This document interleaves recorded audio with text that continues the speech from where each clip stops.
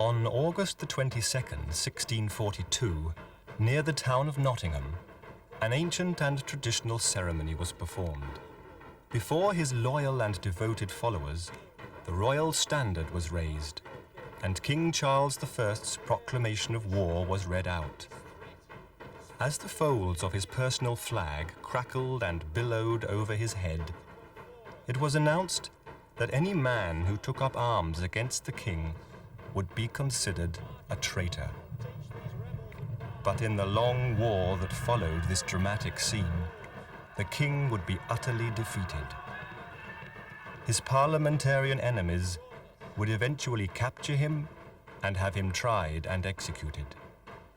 For King Charles Stuart, first of that name, standing proudly beneath his colours, the shadow of the axe already hung over his head.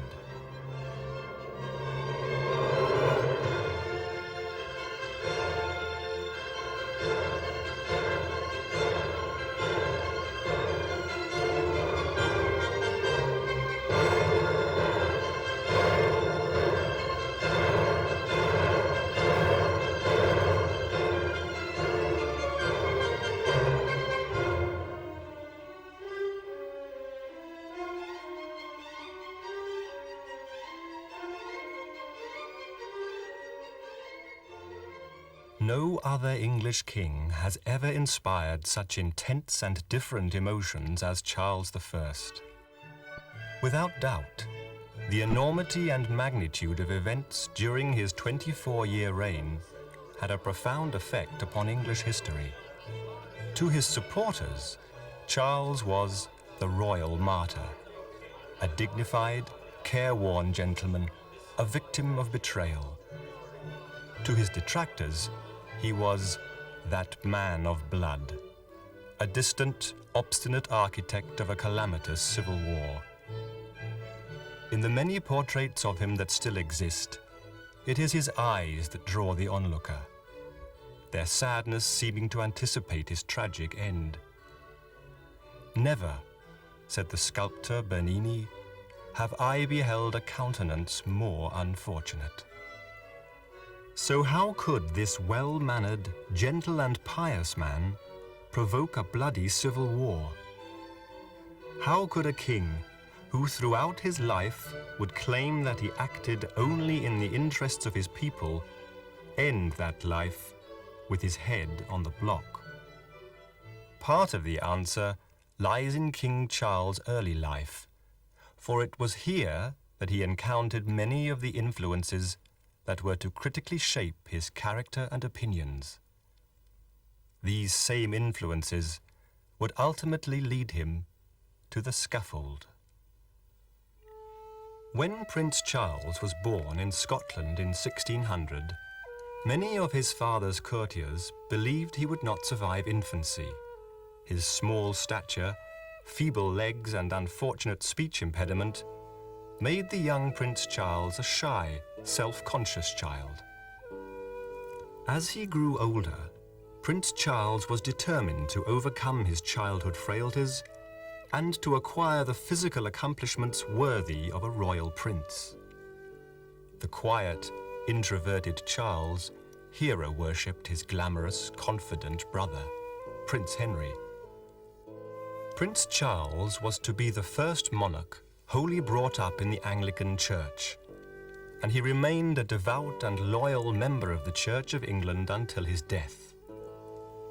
Although Charles was never the scholar his father had been, he worked hard, and as ever, his desire to emulate Prince Henry inspired him. But in 1612, his world was to fall apart. His beloved brother, Henry, suddenly fell ill and died of typhoid. As heir apparent, Prince Charles immediately became an important figure at his father's court. King James wished to establish himself as a mediator between the Catholic powers of Spain and France and the Protestant Dutch and German states. He had already married his daughter Elizabeth to the Protestant Elector Palatine in Germany, and he knew that if he could balance this by marrying Charles to a French or Spanish princess, his influence in European politics would greatly increase. But as King James negotiated, his son and heir was falling under the influence of a man who did more than any other to undermine the Stuart monarchy. Ironically, the man was known as the royal favorite. His name was George Villiers. The homosexual King James' open infatuation and preferment of George Villiers left his son a disastrous legacy. From being a penniless young man, Villiers rose rapidly to become Duke of Buckingham. His physical beauty and superficial graces disguised an arrogant vanity and political incompetence. The truth was that Villiers used his influence at court to monopolize royal favors for himself and his followers. Charles, friendless and withdrawn, had never filled the great void in his life left by the death of his brother, and Villiers, confident, handsome, and cultured, gradually overcame Prince Charles's hostility to become his new role model. In 1623, Prince Charles and Villiers persuaded King James to allow them to travel incognito to Madrid to woo the Spanish Infanta. Calling themselves Jack and Tom Smith, the two men had soon given themselves away, and by the time they reached Spain, their mission was almost laughable and common knowledge to all. Charles's actions severely embarrassed the Spanish and English authorities. But worst of all, Prince Charles, in a moment of madness, promised to grant concessions to English Catholics in return for the Infanta's hand. The fear and loathing with which most English Protestants regarded Catholicism or popery was based on the belief that a Catholic rising was being constantly prepared. Stories of massacres and atrocities perpetrated by Catholic soldiers in Protestant Germany reached England. Fear became hysteria. When eventually Charles returned to England, having disavowed his promises to Spain, the English people rejoiced. However, Prince Charles and George Villiers determined to avenge their humiliation by declaring war on their recent hosts.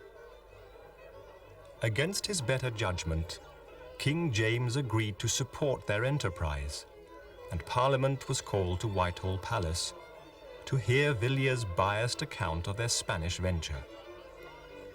Prince Charles, completely under the influence of the Duke and very self-conscious of his stammer, sat in silence, nodding his assent.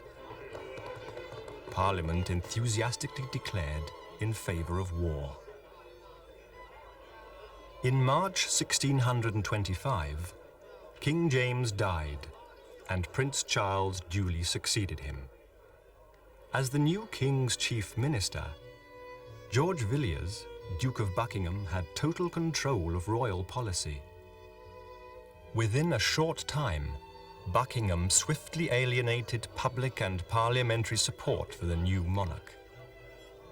It was in these 3 years that Buckingham ruled England that the first steps on the road to the ruinous civil war were taken. Like his father, King Charles believed implicitly in the divine right of the monarch to rule. In this dogmatic doctrine, the king was appointed by and answerable only to God, and Parliament and the Church were authorities subservient to the king's wishes to use as and when he saw fit. Unlike his father, however, King Charles had neither the tact sensitivity, or statesmanship to come to a working compromise with a parliament jealous of its privileges. 3 months after his father's death, King Charles married a young French Catholic princess, Henrietta Maria. In arranging a marriage for Charles to the sister of the French king, Buckingham hoped to gain an ally for his military assault on Spanish territory. But disaster was to follow, as Henrietta Maria openly flaunted her detestation of Protestantism on her arrival in England. Before long, bitter arguments with King Charles were rumored at court. King Charles then tried to eject his queen's French entourage. It was the last straw. The French alliance disintegrated into another declaration of war. To finance military expeditions against Spain and France, King Charles obviously had to summon Parliament. He did not, however, feel bound to inform Parliament of his plans. Insulted by King Charles's lack of respect, Parliament demanded the enforcement of anti-Catholic laws and the removal of Buckingham in return for their support. Taking their opposition as a personal affront, the king's response was tactless and arrogant. He dismissed Parliament and started to levy forced loans and taxes without their consent, reminding them that parliaments are in my power for their calling, sitting, and dissolution. Therefore, as I find the fruits of them good or evil, they are to continue or not to be. And remember, if in this time, instead of mending your errors, by delay you persist in your errors, you make them greater and irreconcilable. Whereas, on the other side, if you do go on cheerfully to mend them, you will do yourselves honour. You shall encourage me to go on with parliaments. The Duke of Buckingham's grandiose schemes to cover himself in glory collapsed in a mire of mismanagement and corruption. A series of expensive expeditions to support Protestant French strongholds failed dismally. Parliament now demanded Buckingham's impeachment, and with the king's agreement, to a petition of right. In an attempt to play politics, King Charles tried to avoid committing himself. But the considerable unrest in the country finally forced his hand.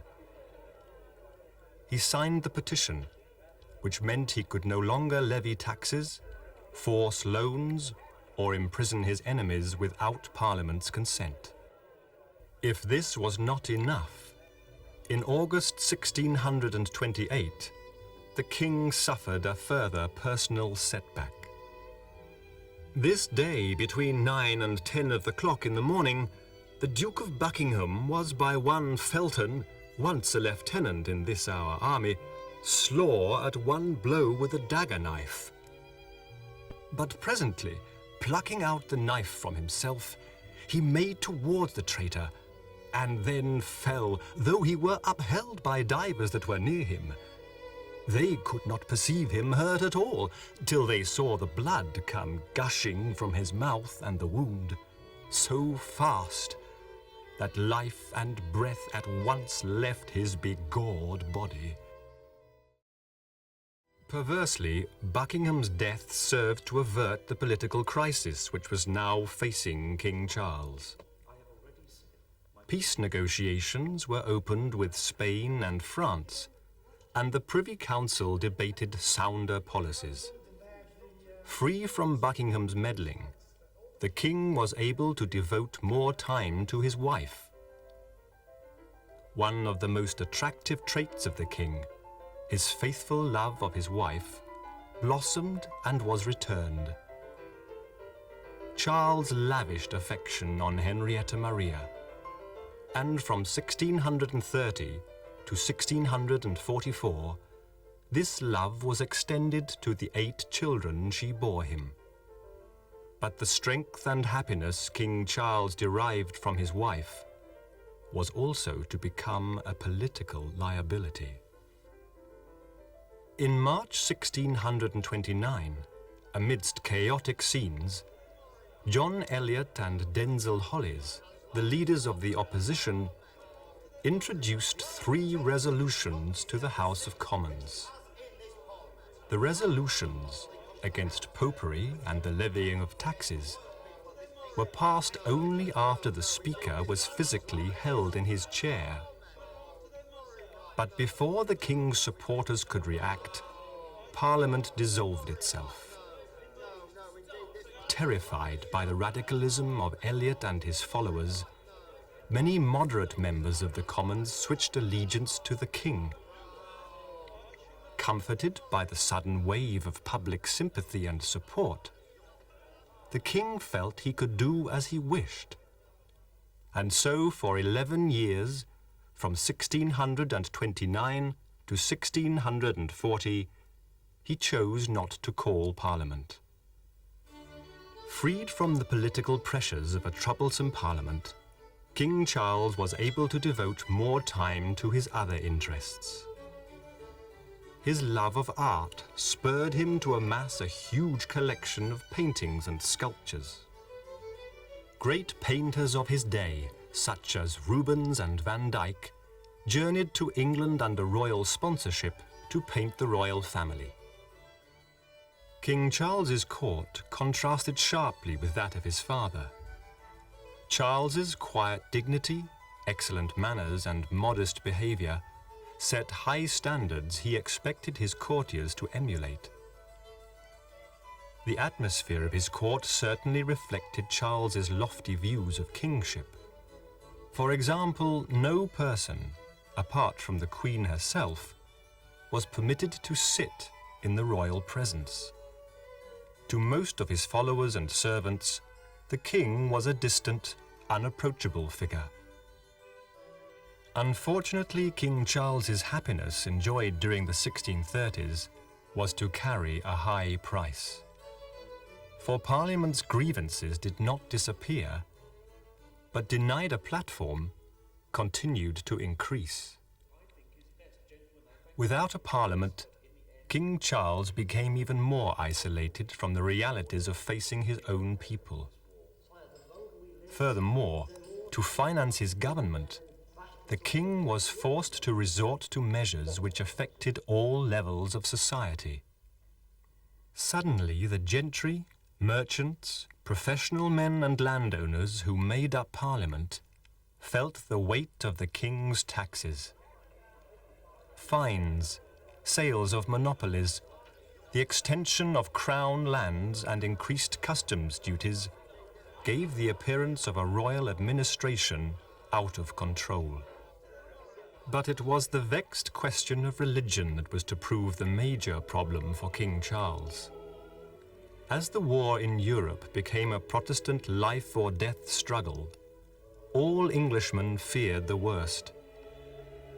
Queen Henrietta Maria became the focus of a rise in Catholic conversions amongst the gentry. And in 1637, a papal representative was welcomed at Whitehall. Before long, it was widely rumored that Charles intended to reintroduce popery. Not untypically, King Charles chose to completely ignore the fears of the population. To compound the problem, the religious reforms of Archbishop Laud, Charles's chief minister, were perceived as an opening of the door to Catholicism. But what King Charles wanted and needed was a uniform, traditional Anglican church governed by bishops appointed by him, enforcing the royal will. Determined to turn the clock back, the King did all he could to silence those who wished for more radical change. He particularly detested the growing minority of Puritans, a branch of the Anglican Church.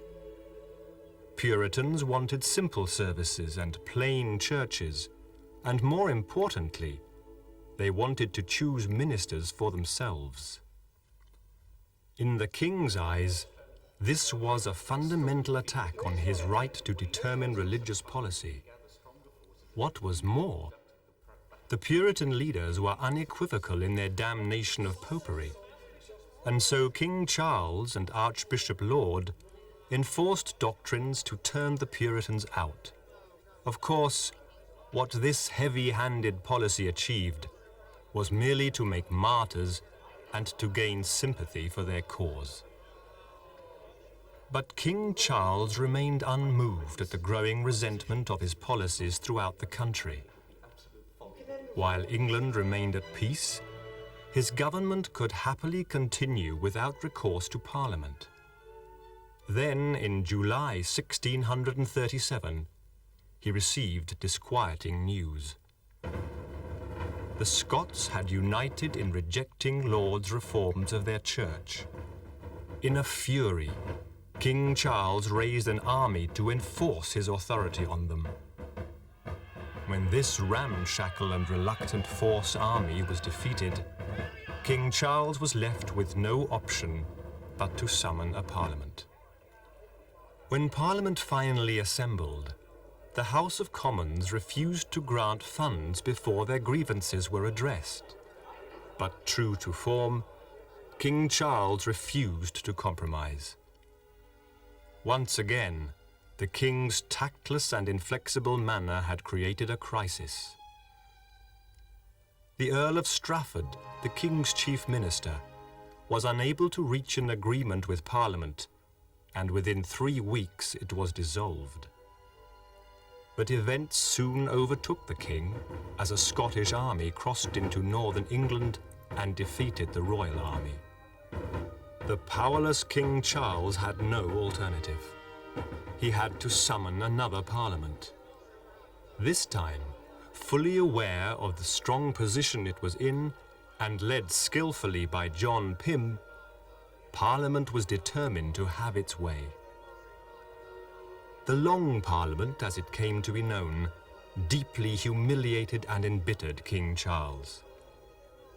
First, he was forced to sacrifice his trusted ministers, notably the Earl of Strafford, whose death warrant Charles was forced to sign. The shame and dishonor of sending a loyal servant and friend to the gallows stayed with the king to his dying day. Strafford's execution opened the floodgates of reform. Archbishop Laud was imprisoned, and Parliament voted to dissolve only at its own consent. The king was forced to grant many further privileges to the House of Commons, which, if he had given freely in the preceding weeks, would have averted the crisis. Charles, seeing his power slowly diminish, turned to his queen for help. It was a fatal decision, for Henrietta Maria, a Catholic, brought up in an absolute monarchy, had no understanding of these religious issues and passionately supported her husband's right of supreme authority. Increasingly isolated from the reality, it was clear that the royal couple had no clear policy aims. It was now that King Charles made his most terrible political mistake. In January 1642, King Charles burst into the House of Commons in an attempt to arrest 5 of its members. This single action, more than any other, succeeded in completely alienating the king from his people. The enormity of this deed struck at the very heart of parliamentary government, its traditional law, and the rights of the subject. Charles's desperate tactics had played right into his enemy's hands. If this were not enough, the king then compounded his folly. Fearing for his wife's safety, he took her away from London. At a stroke, the centre of English trade, commerce, and administration was surrendered to the parliamentary side. Queen Henrietta Maria took ship for Europe, and King Charles wandered north, raised his standard at Nottingham, and published pamphlets justifying his rights and actions. There was now no turning back. The English Civil War had truly begun. It was on the 23rd of October, 1642, at Edgehill in Warwickshire, that the Royal Army's resolution had its first test. The bloody aftermath of the indecisive battle stunned King Charles, for amongst the dead were his cousin Lord Daubigny and 60 of his lifeguard. Shaken by the violent realities of warfare, Charles convinced himself that his enemies would sue for peace. However, his gallant nephew, Prince Rupert, saw the opportunity to strike a decisive blow against the parliamentarian forces, who had retreated to London. But as was to happen so often throughout the Civil War, Charles was crippled by indecision. By the time his mind had been changed, the moment had passed, and the citizens of London, backed by Parliament troops, were able to resist him. In December 1642, Charles wrote a prophetic letter to one of his closest supporters. He was still dwelling on his failure to protect the Earl of Strafford. I will either be a glorious king or a patient martyr, and as yet not being the first, nor at present apprehending the other, I think it now no unfit time to express my resolution to you. One thing more, my failing to one friend hath indeed gone very near me, wherefore I am resolved that no consideration whatsoever shall ever make me do the like. During 1643, from his headquarters in Oxford, King Charles oversaw the conduct of the Royalist war effort. His indecisive nature made it increasingly difficult for his generals to exploit local successes in the north and west. Overcrowding in Oxford led to clashes amongst his officers over lodgings and supplies, and the brusque manner of his cavalry commander, Prince Rupert, contributed to friction and intriguing. Furthermore, the shower of knighthoods and governorships which the king bestowed for good service caused resentment amongst those he had failed to satisfy. To his great joy, King Charles was reunited with his queen, who had brought back much-needed supplies from the continent, and was soon involved in intrigues at the Oxford court, which was modelled on the happier days of the past. Plays and music were performed, and entertainments for the fashionable were arranged. In fact, life began to assume an air of normality. But in 1643 came shattering events that burst this idyllic bubble. Parliament had signed the Solemn League and Covenant with the Scots, and a Scots army was preparing to invade in support of his opponents. The intervention of this well-led Scottish army tipped the scales in favour of Parliament. In July 1644, an Anglo-Scottish army combined to inflict a telling defeat on Prince Rupert at Marston Moor. Now the north was lost. Soon a revitalised Parliament had made vital changes to its structure and organisation. Moderate generals who had failed to prosecute the war satisfactorily were replaced by men committed to the king's defeat. A new model army, well-trained, regularly paid, and under unified command, was created to be hurled against the king. Despite this calamitous defeat, Charles refused to negotiate any concession with Parliament. Queen Henrietta Maria again returned to France, having made her husband promise he would consult her on all matters of policy. Again, the king's lack of resolution contributed hugely to the uncertainty and disaffection, for he would not commit himself to decisive action in the north or west. Instead, he optimistically pinned his hopes on fantastic rumors of parliamentary disunity. By June 1645, King Charles's dithering and reliance on the advice of untalented courtiers allowed Parliament to combine its forces to outnumber his. Rather than effect a retreat, King Charles decided to give battle to the Parliament's new model army at Naseby. Watching the battle at the head of his life guard, the king saw his forces buckle and waver under determined attack. Courageously, Charles decided upon a counterattack in which he would personally lead his men. But before he could enter the battle, one of his officers seized his horse, crying, "Would you go upon your death in an instant?" and quickly turned him away. The king's beaten army crumpled and fled from the field. The king was now a virtual fugitive from his subjects. Charles spent a year aimlessly traveling from one place to another to avoid capture. Even now, he steadfastly refused to accept the inevitable, as one by one his garrisons and strongholds were captured or surrendered. As his military forces disintegrated and his generals went into exile or compounded for their estates, Charles decided on one last desperate gamble.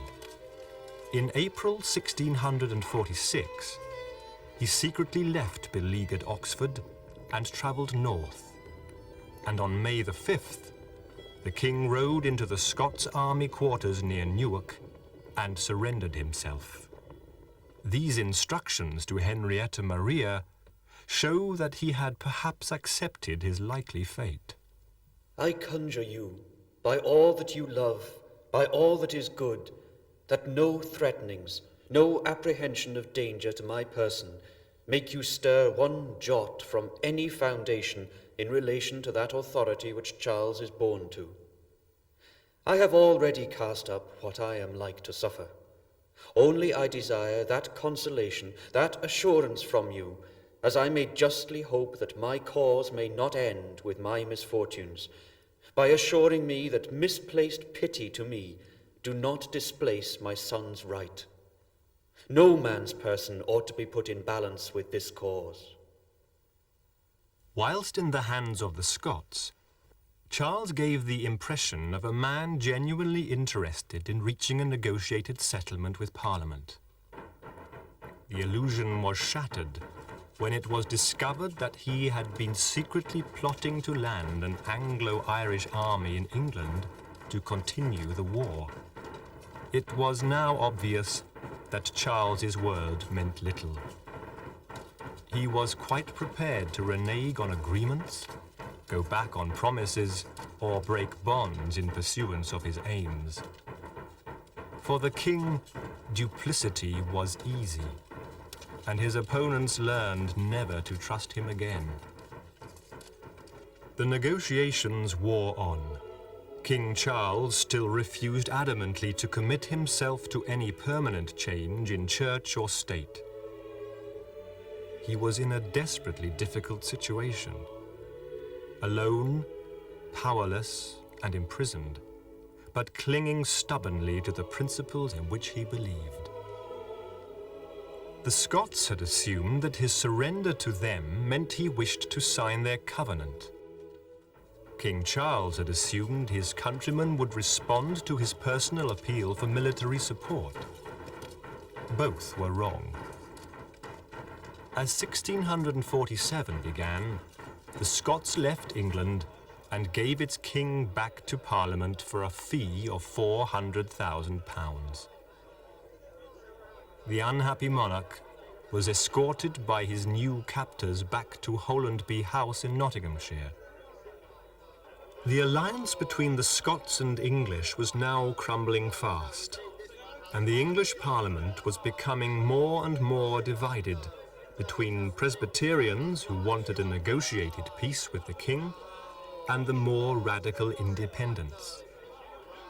The independents were Puritans, who wanted a church free of outside influence from bishops or councils, and they were certainly growing in power.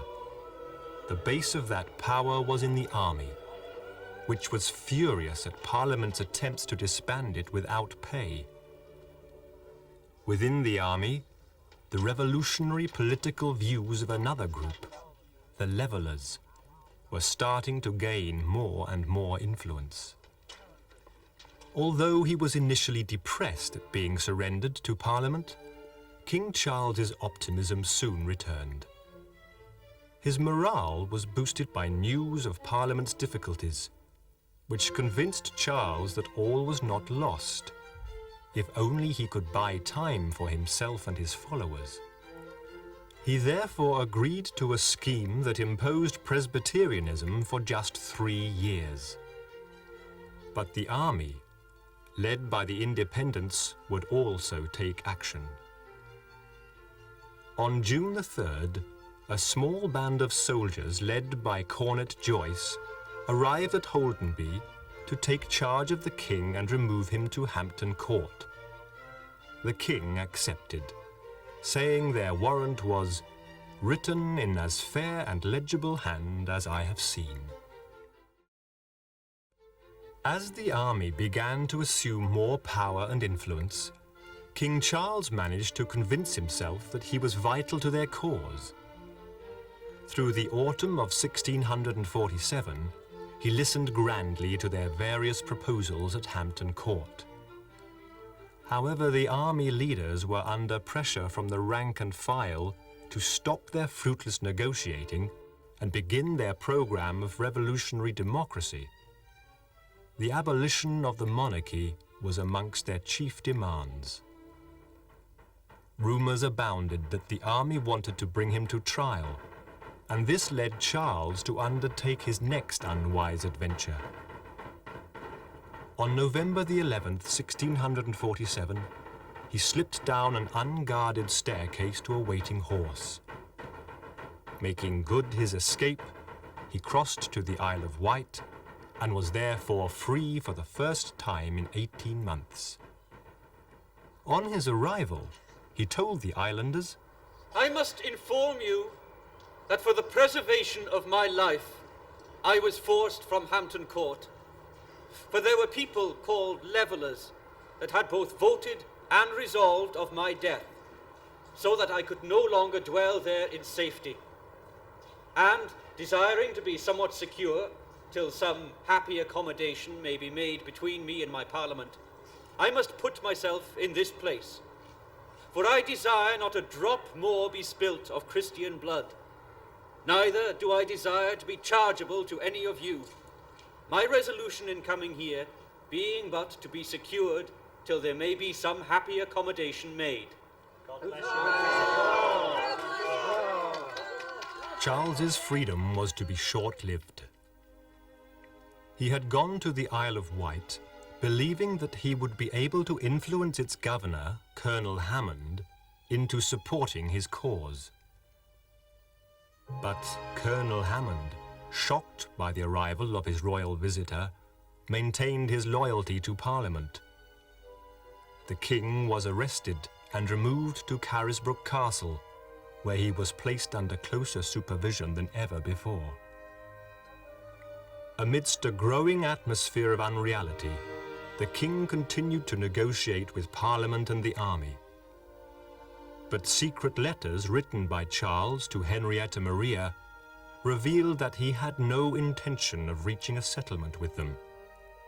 These letters were eventually intercepted by the army, and a complex network of royalist agents was gradually uncovered. As security was tightened and the king's servants dismissed, King Charles planned yet another escape. The first attempt failed when he was unable to squeeze through a narrow window.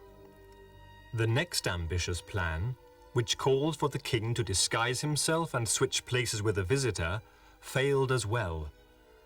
And in May 1648, a desperate final escape attempt was foiled, as his plan to slip through his cell window lower himself by rope to waiting supporters below, and escape by boat, was discovered. Under close guard, and with a garrison now reinforced by 500 soldiers, the king spent a frustrating summer at Carisbrooke. His spirits had been lifted by the news of the series of rebellions and uprisings on the mainland in his name. But the scattered royalists in Kent, Essex, Wales and the north were defeated piecemeal by the new model army.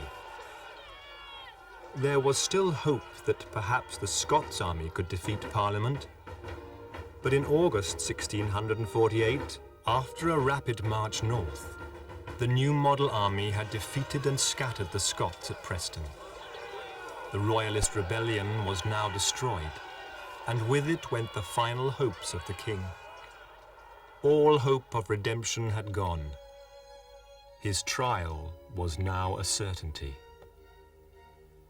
In the first week of January 1649, soldiers of Parliament entered the great chamber of Westminster Hall, and a thorough search was made of the entire building. The representatives of the people of England were about to commit the King of England to trial for his life. The melancholy figure of King Charles had been moved under heavy guard from the Isle of Wight to a series of secure lodgings. Passively, he waited for the final chapter of his life to begin. On January the 20th, 1649, King Charles was escorted to Westminster Hall to face his accusers for the first time. Thus far, his life had been a drama in which, all too often, he had been miscast. However, he would excel in the role he was about to play. He sat silently and impassively as the charge was read. He was accused of plotting to overthrow the rights and liberties of his people, maliciously levying war against them, negotiating with foreign powers to invade England, and renewing the conflict after his defeat. He was therefore responsible for all the treasons, murders, rapines, burnings, spoils, desolations, damages and mischiefs to this nation. He was impeached as a tyrant, traitor and murderer, and a public and implacable enemy to the Commonwealth of England. At the last accusation, the king laughed scornfully. It was to be his finest hour. All trace of shyness, any hint of his lifelong stammer, any hint of hesitation, all disappeared as the king spoke in a calm, clear, unfaltering voice. I would know by what power I am called hither. I would know by what authority, I mean lawful. Remember, I am your king, your lawful king, and what sins you bring upon your heads, and the judgment of God upon this land. Think well upon it. I say, think well upon it before you go from one sin to a greater. I have a trust committed to me by God, by old and lawful descent. I will not betray it to answer a new, unlawful authority. Therefore, resolve me that, and you shall hear more of me. The king's refusal to acknowledge the court's authority had of course been expected, but the eloquence with which he conducted his argument had not. In a series of rapid exchanges with John Bradshaw, the president of the court, Charles clearly came off the better. By refusing to recognize the court or answer the charges against him, he exposed the flimsy nature of the legal proceedings. Anxious that the king's defiance should not sway opinion in his favor, Bradshaw ordered his removal. Amidst cries of "Justice!" and "God save the king!" Charles was escorted out. By the time Charles was summoned before the court again, both sides had carefully planned their next move. The parliamentary commissioners had decided that the king's refusal to answer charges of treason were to be treated as an admission of guilt. The king's response to this charge of tactics was to lucidly attack the court's authority to make laws without precedent. Once again, he had coolly and fluently made a telling legal point. If it were only my own particular case, I would have satisfied myself with the protestation I made the last time I was here against the legality of the court. But it is not my case alone. It is the freedom and the liberty of the people of England. And do you pretend what you will, I stand more for their liberties. For if power without law may make laws, may alter the fundamental laws of the kingdom, I do not know what subject he is in England that can be sure of his life or anything he calls his own. And therefore, under favour, I do plead for the liberties of the people of England more than you do. The king was once again removed from the court. As he was escorted out, one of his guards, moved by his dignity, muttered, "God bless you, sir." As the king thanked him, the soldier was struck by an officer with a cane. Charles wryly observed that the punishment exceeds the offence. The second session of the trial had advanced the Justice of Parliament's case no further. The same situation of impasse bedevilled the third session the next day. London was rife with rumour. The uncertainty of the people transmitted itself to the court and led to disunity amongst the commissioners. The enormity of what they were doing had finally dawned on some, who were keen to wash their hands of the whole episode. As the last session of the trial began, Lord President Bradshaw managed to rally the wavering judges to go ahead with the pronouncement of the king's sentence. The waverers were bullied into compliance. Bradshaw pronounced that, as King Charles had declared war on his subjects, he had broken his contract to protect his people. The king was found guilty on all charges, and at the sentence of death, the commissioners stood to signify their agreement, as Westminster Hall echoed to cries of "Execution! Justice!" Pious and devout to the end, he spent his last days in prayer and Christian contemplation with Bishop Juxon. On the day before his execution, he said a heart-rending farewell to two of his children, Prince Henry and Princess Elizabeth, impressing on the tearful couple the justice of the cause for which he was about to die. The king spent his last hours in his old palace of Whitehall, where he had enjoyed so many happy years.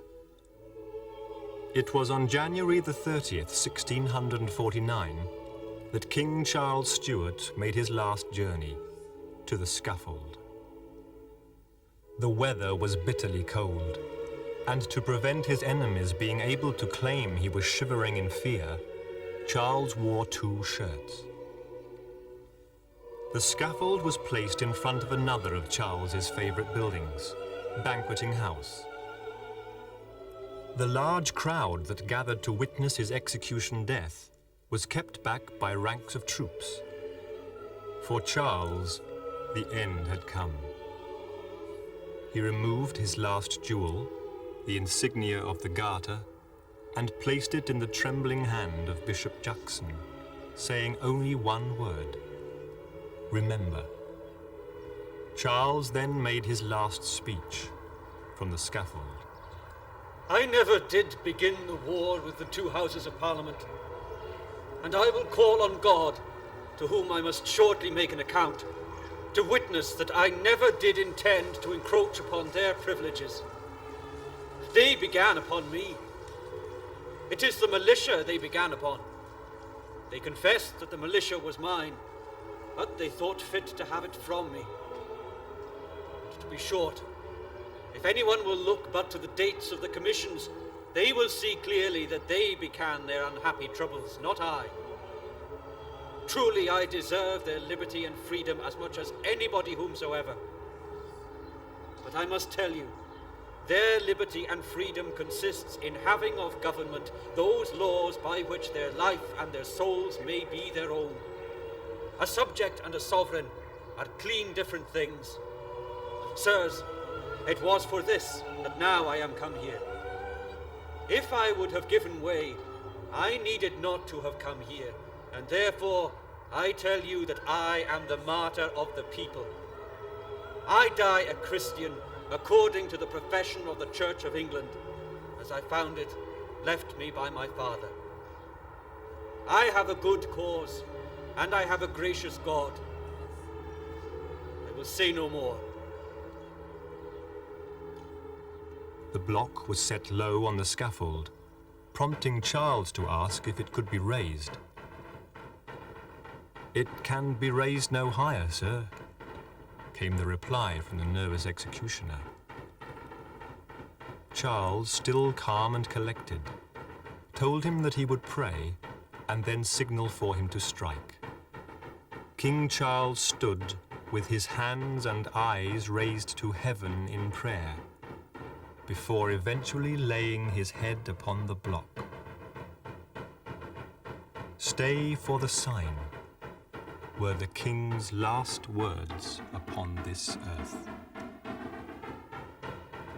"I will, and please your majesty," said his executioner, who, upon seeing Charles's outstretched arms, swung his axe and severed his head with a single stroke.